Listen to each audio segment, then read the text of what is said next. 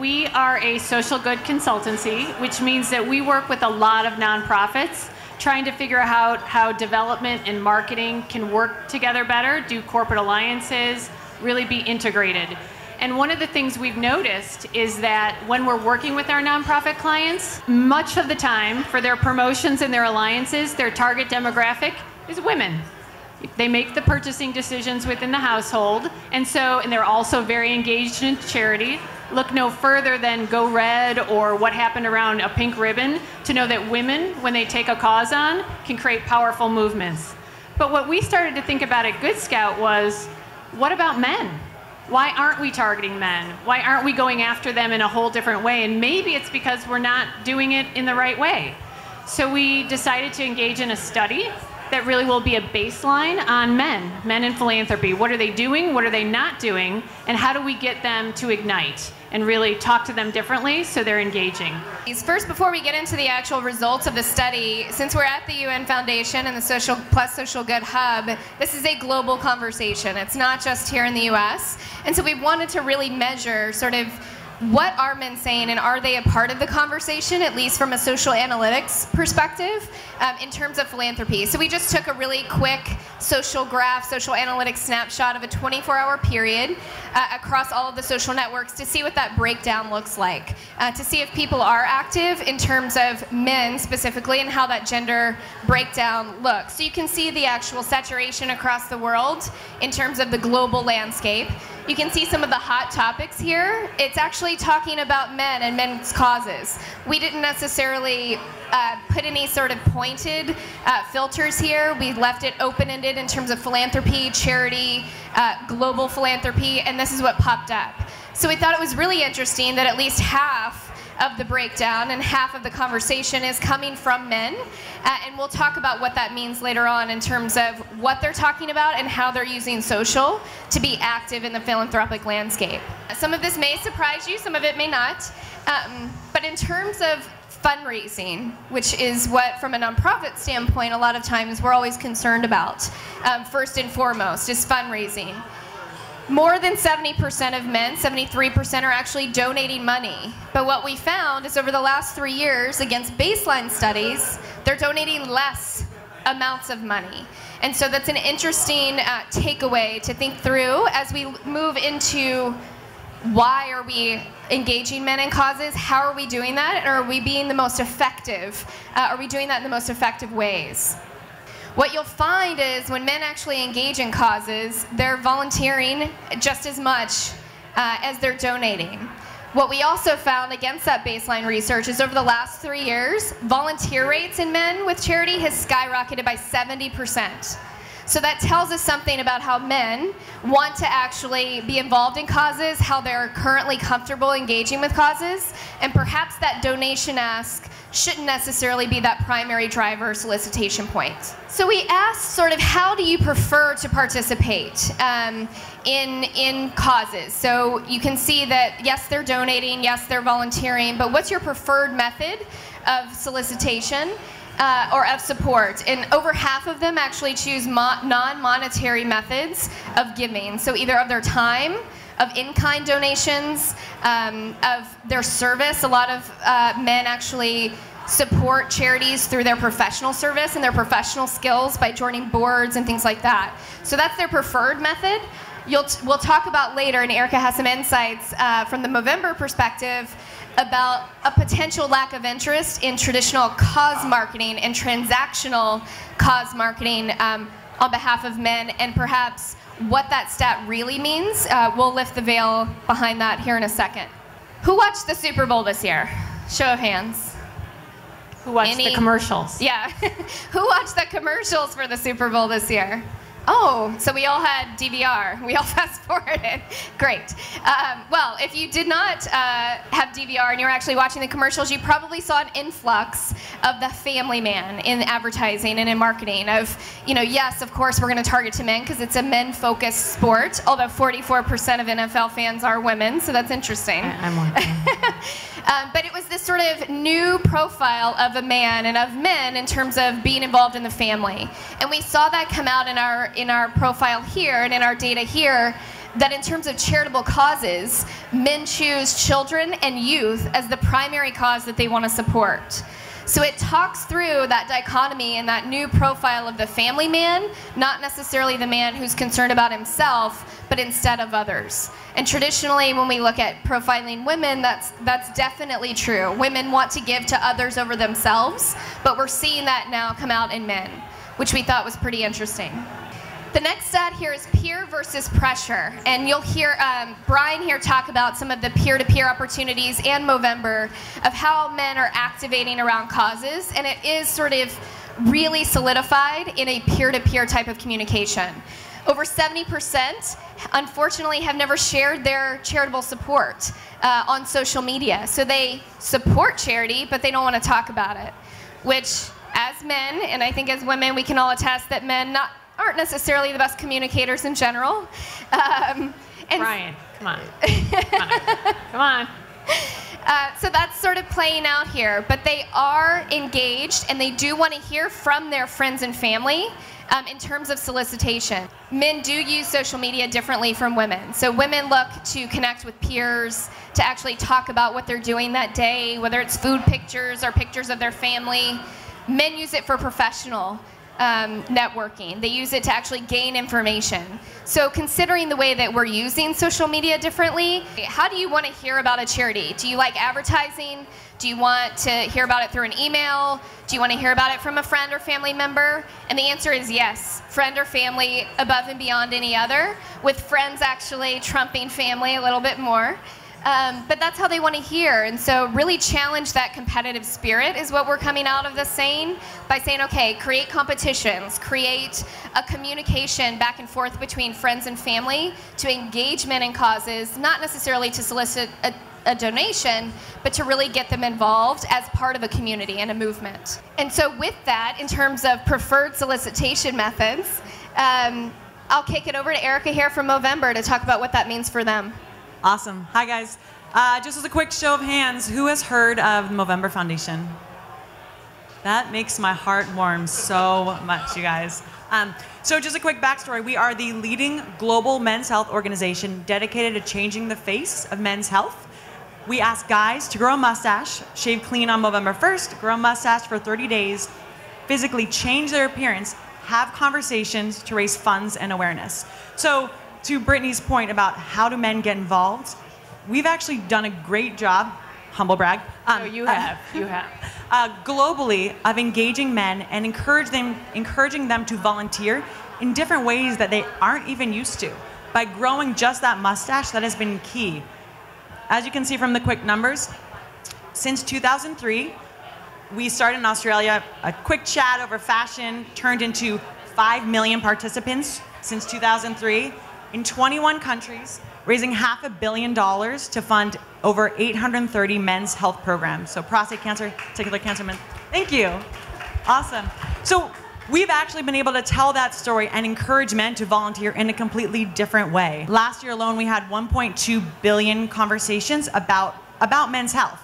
The kicker is, when you physically have a mustache on your face, it's hard not to tell that story. It's hard not to share it. That becomes a quick and easy way for men to engage with their community, with their family, with their friends, to Brittany's point, about sponsoring their mustache. Give me $5. Whoever funds the most money today, I'll dye it pink. Whoever raises the most money today, maybe I'll take that person to dinner. Really gamifying that for our participants to really hit those numbers and to really help them tell that story. And to tell you the truth, the reason the mustache works, it's a bit of a Trojan horse for us. We know guys don't necessarily like to talk about their health. They're not going to sit across from each other, stop face to face, hey, how you doing? We're like, women, we would totally do that. But men, most of the time, it's a shoulder-to-shoulder conversation. It's the conversation you have when you're watching a game, having a quick drink, having that conversation side by side. So the mustache, not only does it allow them to talk about their health via social media, it also sparks that conversation that you can know someone for 20 years, you never know that their father passed away from prostate cancer until they grow a mustache for Movember. And then that's the critical point. You start having those conversations, and then men, we see, start taking action, knowing their family history, and telling their own family story. At Movember, I oversee all the brand partnerships. So that's, big, large marketing campaigns, but also product-focused collaborations. So as Brittany said, some of the cause-related marketing transactional model doesn't always work for men. Sometimes they go, I don't know really the impact.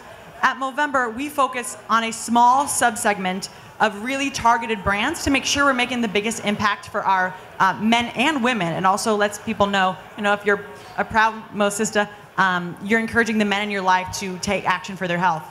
All women have a, friend, brother, uncle, dad, cousin that oftentimes they participate in Movember for. So this proves to be a way for them to participate as well. If you look across the collaborations, we've had products from Adidas, Tom's, Seven for All Mankind, Harry's Razors. What we look for specifically in those transactions is to make sure it's a significant investment back to the charity. Any sort of conversation about percentage of proceeds, we shy away from. We focus on being as transparent to the consumer as possible. So for those jeans, $20 back to Movember, or those Harry's Razors, $5 from every purchase, so that it works when it's the right product and really targeted to help complete that experience. And those are products you can wear every day and tell that story about men's health. So the key thing about Movember is we focus specifically always on having fun. We want to have fun. We want to do good. It was founded with a couple friends in Australia over a couple beers, and we want to stay true to that. At Movember, we're always focused on doing things a bit differently, and along with mental health and testicular cancer, we'd like to kick prostate cancer in the beep. I don't know if this is being videotaped, so thank you guys. Yeah, so you'll see a couple of key themes between Movember and the CHIVE, which hopefully strategically we did a good job of partnering them together on this panel. But a couple things I just heard from Erica in terms of how it ties back to the stats of, yes, they're active on social media in terms of billions of conversations are happening, but that mustache is the trigger. They're not necessarily proactive in talking about a cause unless they have a really cool and, quite frankly, fun way of talking about that. The other sort of common denominator here between these two is authenticity. And it seems like that resonates in terms of the cause marketing element that you're talking about is those right type partnerships that you've created are authentic. Men know what those brands stand for, and it speaks to them on a different level instead of just, yeah, I'll buy the product because it gives back. We really want to talk about motivation. So what really gets men going and motivates them to give? And here it's that men are mostly motivated because they have a personal connection. Now that might sound sort of a duh moment, but it really sort of rings true, and you'll hear from Brian in a second about what that means to them in terms of it's not an emotional cause, it's not necessarily because their friend did it or because a celebrity asked them to do it or a sports figure, as you might think about in terms of men and their affinities, but really because they have a personal and true cause. And the second runner-up here is because they know there's a need. So that chivalrous moment that comes out in men of, well, I'm going to fix it. I'm going to really come to the community and be chivalrous because I know that there's a need there, really comes out in the data. Melissa Smith stood on the steps of her Maryland apartment, and she enjoyed the first beer that she could remember in a long, long time. She was celebrating with her friends because the previous year she had been diagnosed with Hodgkin's lymphoma, and she was celebrating because she had beaten cancer.